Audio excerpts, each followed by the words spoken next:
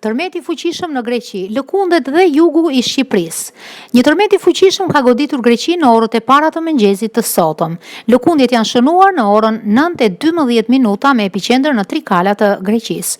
Bëhet fjalë për lëkundje 5.1 ball të shkallës Richter në 10 kilometra thellësi.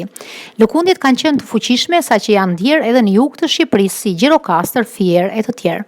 Deri më tani nuk flitet për të lënduar në njerëz apo ndërtesa, teksa verifikimet janë